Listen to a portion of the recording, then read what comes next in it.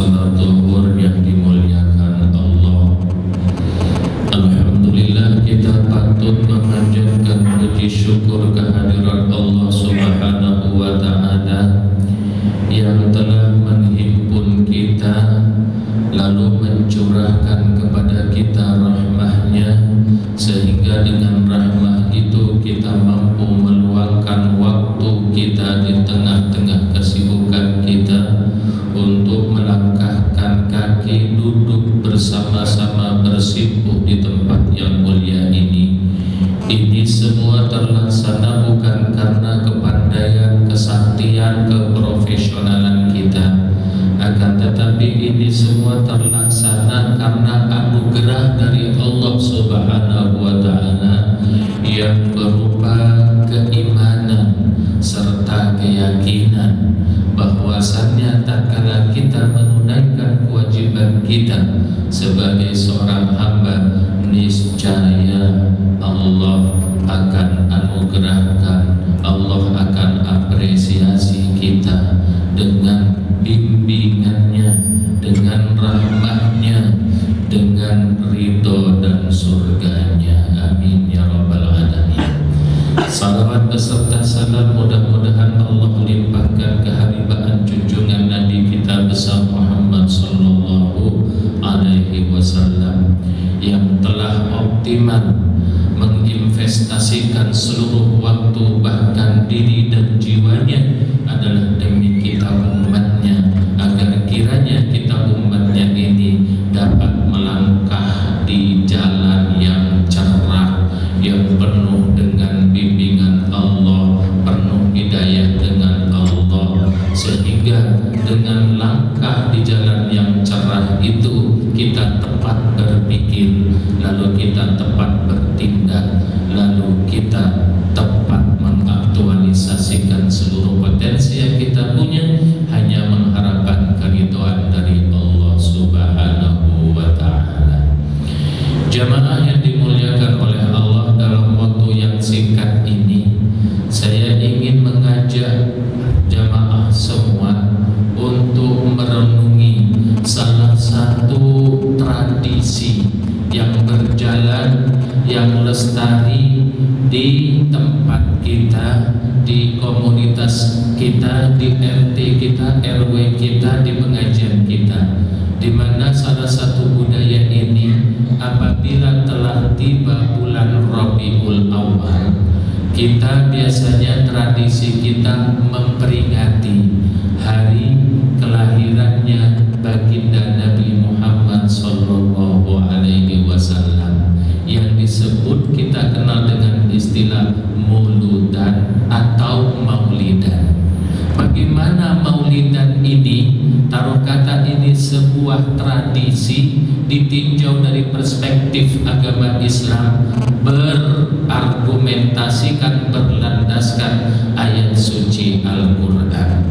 Karena tradisi yang seperti ini cenderung tergerus dari hadapan kita, karena memang ada sebuah upaya agar kiranya tradisi seperti ini tidak diaktualisasikan oleh kita, sehingga dengan tidak teraktualisasikannya tradisi ini, nyaris kita tidak kenal siapa baginda Rasul itu.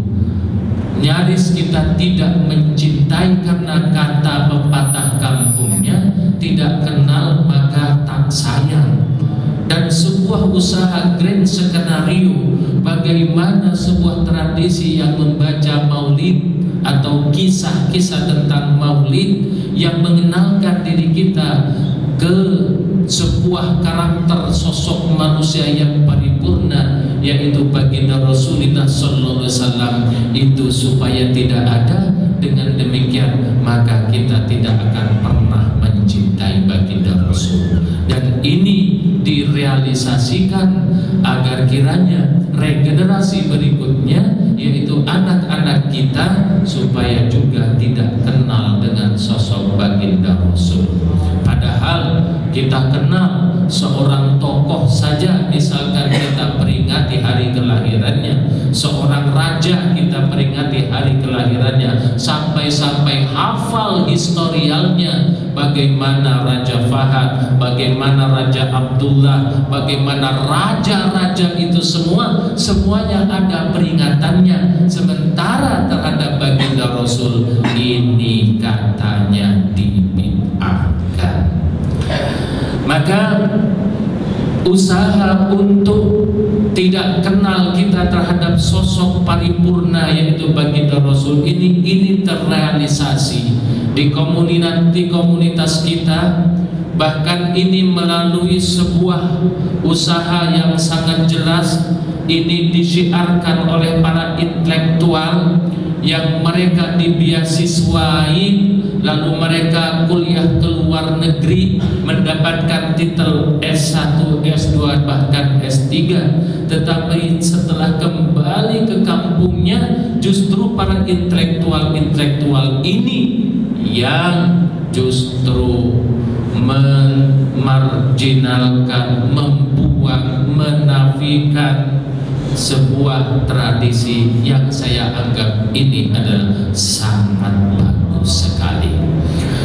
Bagaimana perspektif menurut Al-Qur'annya? Baru-baru saja di salah satu stasiun televisi ada pernyataan bahwa Nabi Muhammad itu katanya orang biasa saja, biasa seperti kita, yang tidak layak untuk dipopulerkan, yang tidak layak untuk diperingati hari lahirnya, yang tidak layak untuk diagung-agungkan. Yang menyatakan ini bukan orang yang tidak bertitel, akan tetapi yang menyatakan ini salah satu doktor. Sang doktor ini memakai argumentasi terdapat di dalam surat Al-Kahfi, ayat akhir dari surat Al-Kahfi ayat 110, di mana surat Al-Kahfi ayat 110 ini betul menyatakan qul innama ana basyarum mislukum. Sang doktor ini memakai argumentasi ayat ini yang bahasa Indonesianya katakanlah qul innama ana basyarum mislukum. Katakanlah bahwa saya adalah manusia biasa sebagaimana kalian. Tetapi hanya sepenggal ayat ini saja, tidak terus kepada ayat lengkapnya. Padahal tatkala kita teruskan ayat lengkapnya yang terdapat di dalam surat Al-Kahfi 110 ini, Allah menegaskan qul innama ana basyarum mislukum yuha ilayya annama ilahukum ilahu wahid faman kana yarju liqa'a rabbih falyamal amalan shalihan wa la yusyrik bi ibadati rabbih ahada. Katakanlah, kata Allah, ya Rasulullah, katakanlah bahwasanya aku adalah manusia biasa, betul unsur kemanusiaannya, tetapi beda dengan baginda Rasul kita dengan baginda Rasul, karena baginda Rasul itu dituntun oleh wahyu, sementara kita tidak. Betul manusianya, Rasul itu terdiri dari manusia, punya mata, kita juga punya mata. Rasul punya telinga, sama kita juga punya. Rasul punya kedua tangan, punya kedua kaki, punya jantung, punya aliran darah, punya otak, punya rambut, dan punya segala-galanya yang kita punya sebagai unsur manusianya. Betul itu sama. Makanya berkata qul innama ana basyarum mislukum, katakanlah bahwa aku sama seperti kalian manusia biasa, akan tetapi baginda Rasul yuha ilayya, diwahyukan. Baginda Rasul mendapatkan wahyu dari Allah Subhanahu wa ta'ala. Jadi dengan sosok yang mendapatkan wahyu ini, maknanya, artinya, martabatnya, derajatnya, walaupun sama-sama unsur manusianya, ya tentunya beda martabatnya. Kita ambil sebuah perumpamaan, misalkan sang ustadz dengan maaf bukan merendahkan pemulung misalnya, antara ustadz dan pemulung sama manusianya, antara direktur dengan penjual koran sama manusianya, antara presiden dengan yang tidak punya jabatan sama manusianya, akan tetapi berbeda juga martabat harkatnya orang yang mempunyai pangkat dengan yang tidak. Ini dari segi manusianya saja. Di mata manusia, apalagi baginda Rasul yang dituntun oleh wahyu, mendapatkan wahyu, tentu martabat dan derajatnya berbeda. Jadi tatkala ayat ini dibuat argumentasi untuk menyamakan baginda Rasul dengan kita, betul sama tapi dari sisi manusianya, tetapi sungguh martabatnya berbeda. Dan ayat ini yang dibuat berargumentasi untuk tidak memperingati maulidan, ini juga rasanya kurang tepat. Kenapa? Karena baginda Rasul itu memang layak untuk diagungkan. Jemaah yang dimuliakan oleh Allah, lalu masuk mengapa kita sih memperingati maulidan itu? Ustaz, bukankah itu bid'ah katanya? Bisa itu dikatakan bid'ah menurut bagaimana seseorang memandangnya, dari sudut mana. Kalau misalkan katanya bid'ah karena Rasul tidak pernah memperingati, lah ya wajar. Para sahabat juga tidak memperingati karena sahabat hidup bersama-sama beliau. Sahabat itu bertatap muka, face to face, berbicara langsung, lalu gerak-geriknya kelihatan langsung, sehingga dengan langsung itu timbul bagaimana cintanya para sahabat terhadap beliau, karena memang beliau sangat beretika dan mempunyai akhlak yang sangat agung. Beda dengan kita, bagaimana menggambarkan sosok baginda Rasul ini, bagaimana menimbulkan rasa cintanya tatkala tidak digambarkan membaca historialnya. Maulidan itu adalah membaca historialnya, kisahnya. Dengan membaca kisahnya itu kita terpampang sosoknya, lalu kenal. Dengan kenal itu insya Allah kita mampu mencintainya. Dan mencintai baginda Rasul adalah sebuah keniscayaan, kewajiban, sebagaimana yang Allah tegaskan di dalam surat Asy-Syura. Allah menegaskan, qul la as'alukum alaihi ajra innal mawaddata fil qurba. Katakan bahwasanya baginda Rasul, aku, kata baginda Rasul, mengajarkan agama ini tidak mengharapkan imbal jasa apa-apa, tetapi di sini ada istisna, illal mawaddata fil qurba, kecuali cinta kasih terhadap kerabatku. Maka mencintai kerabatnya Rasul, mencintai Rasul, ini adalah sebuah kewajiban bagi kita umatnya. Maka bagaimana caranya supaya timbul kecintaan kita terhadap baginda Rasul? Kalau misalkan fakta sejarahnya, kisah-kisahnya, tindak tanduknya, lalu kita gelapkan dari hadapan kita, lalu kita buta terhadap kisah baginda Rasul ini, maka membaca kisah baginda Rasul kayaknya memang sudah pantas untuk kita konsumsi, agar kiranya kita timbul cinta kita terhadap baginda Rasul. Ini yang pertama.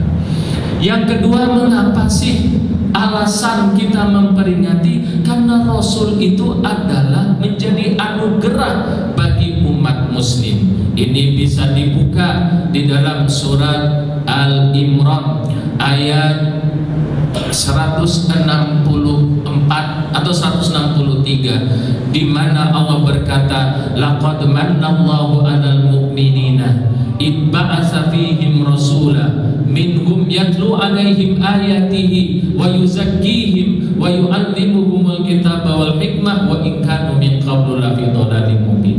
Dan ayat ayat ini persis dengan yang terdapat di dalam surat Al-Jum'ah ayat 2, di mana di dalam surat Al-Jum'ah ini Allah menegaskan, huwallazi ba'atsa fil ummiyina rasula yatlu 'alaihim ayatihi wa yuzakkihim wa yu'allimuhumul kitaba wal hikmah wa in kanu min qablu lafi dhalalin mubin. Ujung dari ayat ini persis banget, wa in kanu min qablu lafi dhalalin mubin, dan adalah kondisi realitas umat sebelum diutusnya baginda Rasul berada dalam kesesatan yang sangat nyata. Contoh dari kesesatan yang sangat nyata bahwasannya tatkala mereka istrinya hamil, kaum jahiliyah dulu sebelum diutus baginda Rasul, kan Allah menegaskan realitas mereka itu dalam kesesatan yang sangat nyata. Lalu ambil contoh yang terdapat di dalam surat An-Nahl ayat 57, 58 dan 59, di mana wa idza busyira ahaduhum bil unsa dhalla wajhuhu muswaddan wa huwa kadhib. Tatkala digambarkan kepada suami-suami mereka tentang kelahiran anak perempuan dari rahim istri mereka, maka mereka dhalla wajhuhu muswaddan wa huwa kadhib, seketika wajahnya akan menjadi merah gelap saking marahnya. Kenapa marah? Karena anak perempuan dianggap aib di zaman dulu.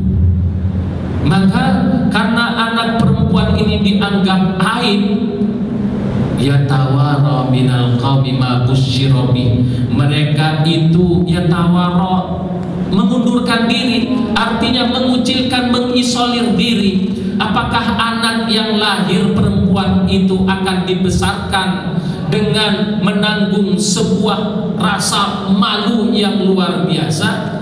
Am yadussuhu fit turab, ataukah bayi perempuan itu akan dipendem, dikubur hidup-hidup? Maka ini yang terjadi di zaman dulu sebelum syariat Islam dikumandangkan. Mereka itu mendapatkan merasa aib sekali kalau istrinya melahirkan anak perempuan.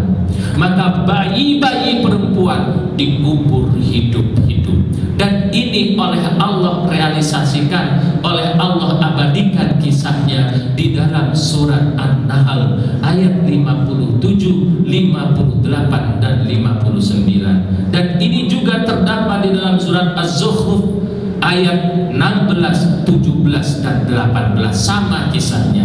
Artinya orang dahulu itu, orang bahala itu, orang tradisional itu, kaum komunitas Makkah itu merasa sangat malu tatkala mempunyai anak perempuan. Maka perempuan, bayi-bayi perempuan dikubur hidup-hidup. Padahal faktanya, buktinya, mereka itu lahir dari rahim perempuan. Mereka punya istri perempuan, mereka membutuhkan perempuan, tetapi mereka bunuh perempuan. Bukankah tindakan seperti ini tindakan yang sangat bodoh? Maka tatkala datang syariat Islam yang dikumandangkan oleh baginda Rasul, yang misi dari baginda Rasul ini mencerdaskan lalu menjadi anugerah, laqad manna 'alal mu'minina, maka sudah sewajarnya toh kita membesarkan. Maka sewajarnya toh sebagai tanda terima kasih terhadap beliau lalu kita mengagungkan. Lalu bagaimana ini bisa dikatakan bid'ah? Yang kedua. Yang ketiga, bahwasannya Rasul itu Allah puji-puji sangat tinggi sekali. Dan ini Allah puji di dalam surat Nun atau surat Al-Qalam. Nun wal qalami wa ma yasturun ma anta bi nikmati rabbika bimajnun wa innaka la ala khuluqin azim. Dan engkau ya Muhammad ya Rasulullah adalah pemilik etika yang sangat agung, pemilik akhlak yang sangat agung. Kata azim itu di dalam bahasa Al-Qur'annya lebih mulia dari sekedar kata karim. Kata azim itu sangat agung. Allah sendiri memuji terhadap Rasulnya sehingga menyematkan dengan kata wa innaka la'ala khuluqin azim, dan engkau ya Rasulullah memiliki etika yang sangat agung sekali. Waktu tinggal 10 menit, maka ke jam 1, maka saya singkat-singkat saja argumentasinya. Ini yang kedua. Yang ketiga, bahwasannya mengapa kita mengagungkan baginda Rasul berbentuk dari tradisional misalkan maulidan, karena tidak ada nama. Bila kita sebut dengan lantang, dengan nyaring, maka itu meleburkan seluruh perbuatan amal ibadah kita kecuali terhadap baginda Rasul. Artinya tatkala menyebutkan baginda Rasul Muhammad ini tidak pakai etika, lalu menyebutkannya dengan lantang, nyaring, teriak-teriak, itu meluluhkan, meleburkan seluruh perbuatan amal ibadah kita. Dan ini bisa dilihat di dalam surat Al-Hujurat ayat 2, di mana Allah menegaskan, ya ayyuhalladzina amanu la tarfa'u aswatakum fawqa sautin nabi wa la tajharu bil qawli kajahri ba'dikum ba'da. Wahai orang-orang yang mukmin, jangan kalian menyebut, mengeluarkan suara melengking melebihi tinggi dari suaranya baginda Rasul, dan jangan kalian kajahri ba'dikum ba'da, menyebut baginda Rasul itu dengan nyaring sebagaimana sebutan kalian kepada teman kalian. Jika itu kalian lakukan, antahbata a'malukum wa antum la tash'urun. Jika itu kalian kurang ajar menyebut baginda Rasul dengan yang sebutan tidak sopan, maka itu akan meleburkan seluruh amal kalian dan kalian tidak merasa itu. Jadi tatkala memanggil baginda Rasul, ya seetika mungkin, jangan Muhammad Muhammad, tetapi harusnya memakai etika sebutan yang mulia. Dan ini nanti korelasinya dengan sebutan Sayyidina. Bukankah sebutan Sayyidina itu di kalangan sebagian kita dibid'ahkan juga? Karena berdasarkan 2 hadis, katanya ada datang seorang A'rab ke hadapan baginda Rasul. Lalu orang A'rab ini meminta diajari, ya Rasul, kaifa nusalli alaika, bagaimana kami membaca salawat kepadamu?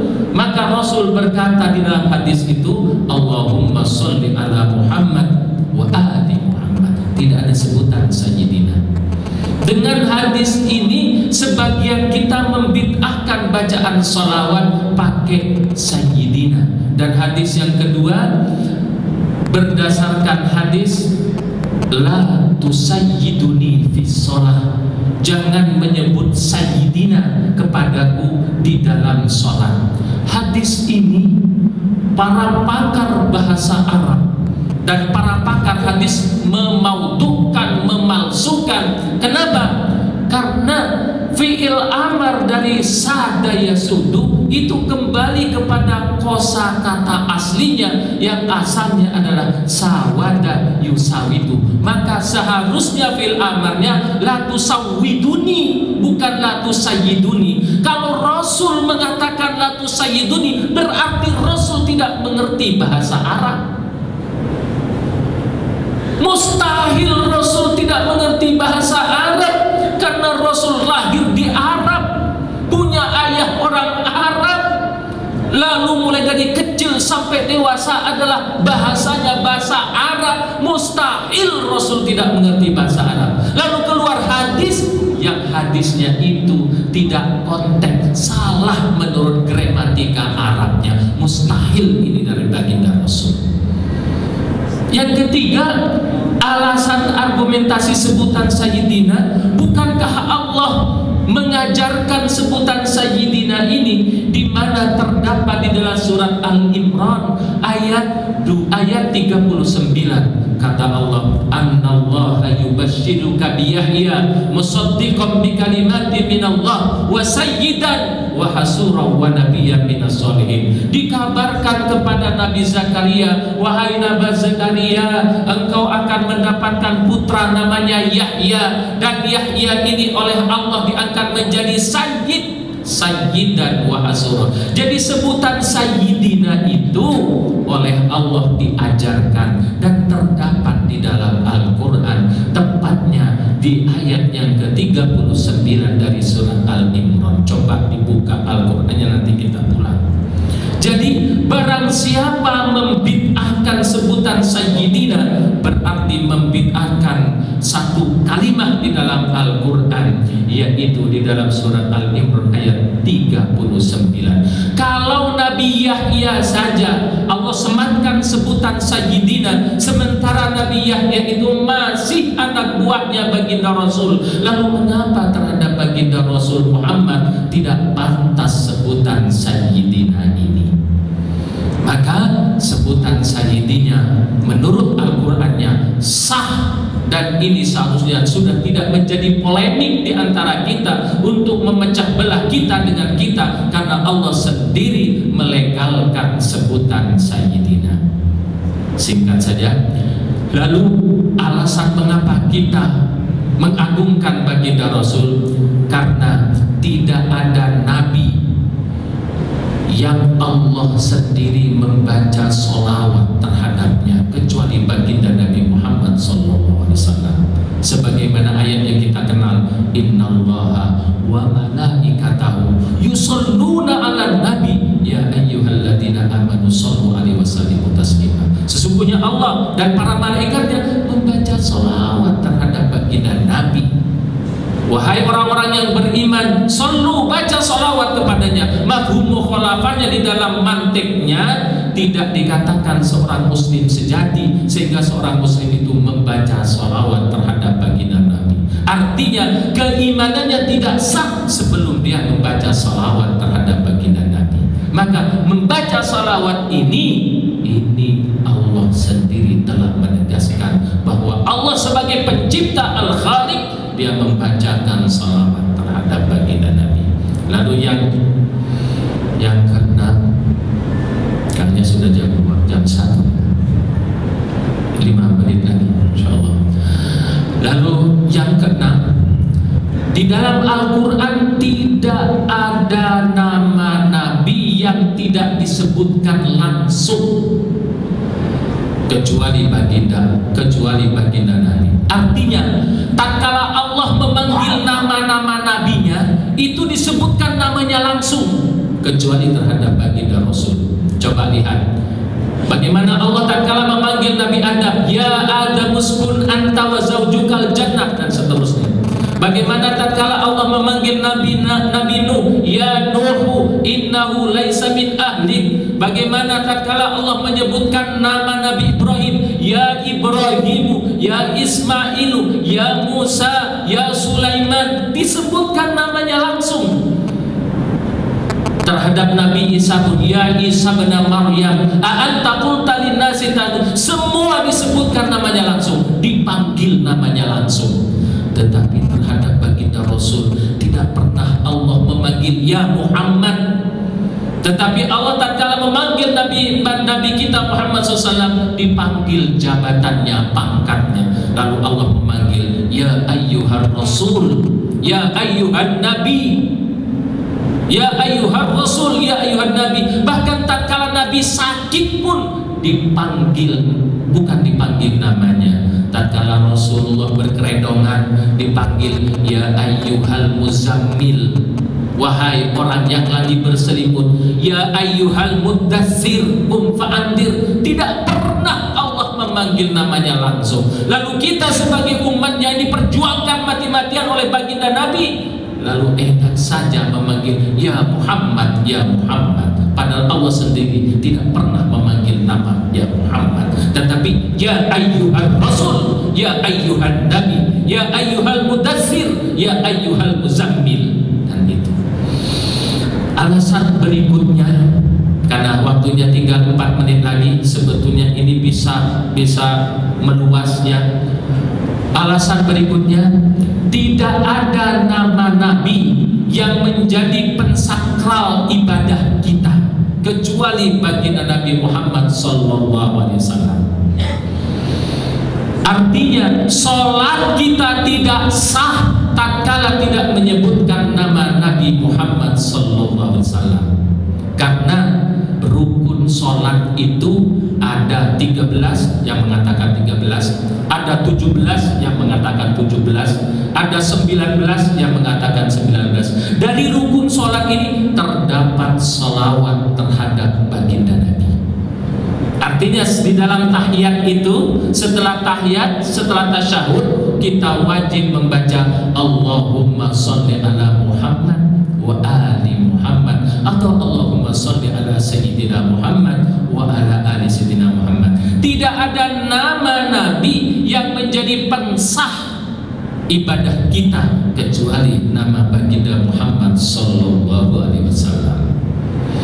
Yang keenam, tidak ada nama nabi apabila satu hari saja kita tidak menyebutkan, maka kita menjadi fasik kecuali terhadap baginda Nabi Muhammad sallallahu alaihi wasallam. Artinya satu hari saja kita tidak menyebutkan nama baginda Nabi Muhammad sallallahu alaihi wasallam, maka kita dihukumi sebagai seorang yang fasik. Kenapa? Kalau kita dalam satu hari tidak menyebutkan nama Nabi Muhammad SAW, berarti tidak bersolawat. Kalau satu hari tidak bersolawat, berarti juga tidak sholat. Karena sholat rukunnya salah satunya solawat. Artinya dalam 24 jam kita pasti menyebutkan dan membaca solawat terhadap baginda Nabi.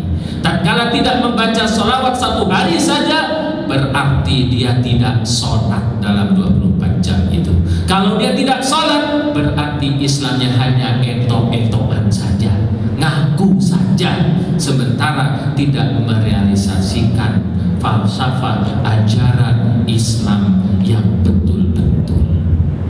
Jadi waktu sudah menunjukkan jam 1. Sebetulnya ingin saya mengungkap maulidan atau mengagungkan baginda Nabi Muhammad SAW ini menurut perspektif Al-Quran, bukan berdasarkan dogma dari gurunya, bukan berdasarkan hadis, bukan berdasarkan makalahnya ulama-ulama atau guru-guru, tetapi ingin kita betul-betul berargumentasi dengan kitabullah, qala Allah, yang dikatakan oleh Allah Subhanahu wa ta'ala. Dan tadi sedikit separuh dari argumentasi yang terdapat di dalam Al-Quran telah saya uraikan, dan mudah-mudahan ini menjadi pencerahan dari kita. Maka tatkala kita mempunyai sebuah argumentasi yang berlandaskan ayat suci Al-Quran, maka kita akan tidak gamang dalam melakukan sesuatu,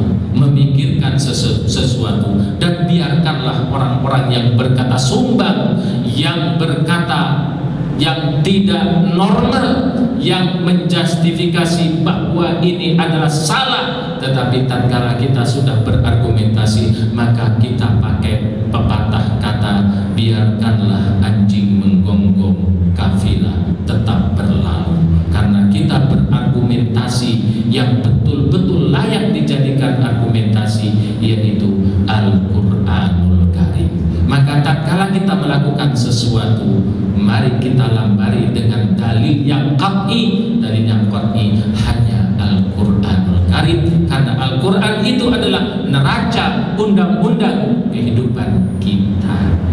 Maka mari kita semuanya belajar Al-Quran. Dengan belajar Al-Quran ini, insya Allah akan menuntun kita kemantapan berperilaku, kemantapan berucap, dan insya Allah nanti tatkala di hadapan Allah kita mampu berargumentasi di hadapan Allah. Kalau argumentasi kata ulama, bagaimana nanti tatkala hari kiamat disuruh oleh Allah, mana ulamamu? Tetapi tatkala berargumentasi dengan kata-kata Allah, ya Allah, aku melakukan hal ini berdasarkan wahyumu, ini yang dibuat saya melakukan hal sesuatu itu, dan itulah dalil yang qat'i.